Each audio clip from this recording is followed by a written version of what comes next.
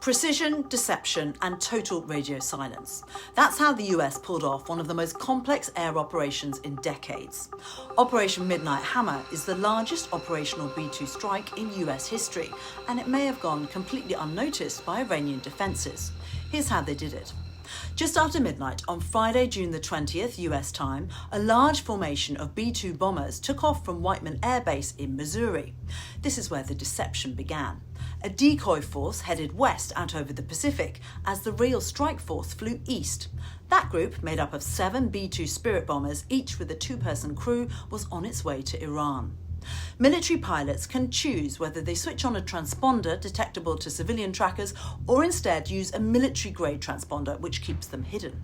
There are so few B-2s in operation, just 19, that their movements come under a lot of scrutiny. So the decision to send B-2s loaded with bunker-buster bombs to Guam was designed to draw the focus of interested watchers away from the stealth force bound for Iran.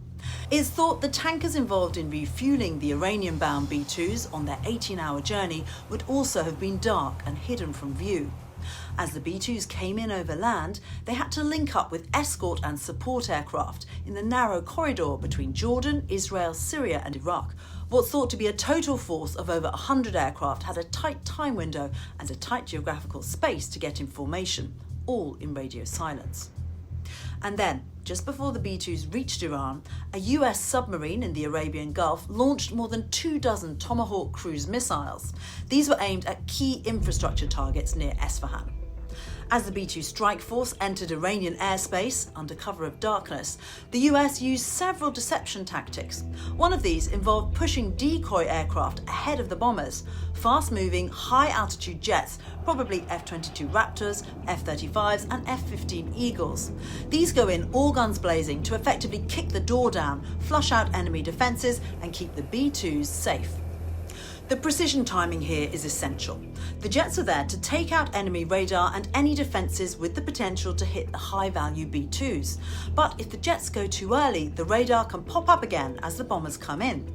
But if the jets go too late, they'll get in the way of the B-2s dropping the bombs. As the force neared their targets in Fordow and Natanz, the strike package launched high-speed suppression weapons, while fighter jets delivered preemptive fire against any remaining threats from Iran's air defences. At around 2:10 a.m. Iranian time, the lead B-2 dropped 2 GBU-57 massive ordnance penetrators. The bunker-busting bombs weigh 30,000 pounds each. Between 2:10 and 2:35 a.m, all 3 of the intended nuclear infrastructure targets were struck. These pictures show the aftermath of the bombing. The Americans say it will take time to work out the extent of the damage, but they believe initial battle damage assessments indicate all 3 sites sustained extremely severe damage and destruction. Once the bombs were dropped, the aircraft turned and left Iranian airspace. According to US officials, there were no intercepts, no surface-to-air missiles fired, and no Iranian jets scrambled. The stealth worked. In total, the strike involved more than 125 US aircraft and hundreds of operational personnel and support staff. Around 75 precision-guided weapons were fired, not least the first ever combat use of the GBU-57 mock bomb.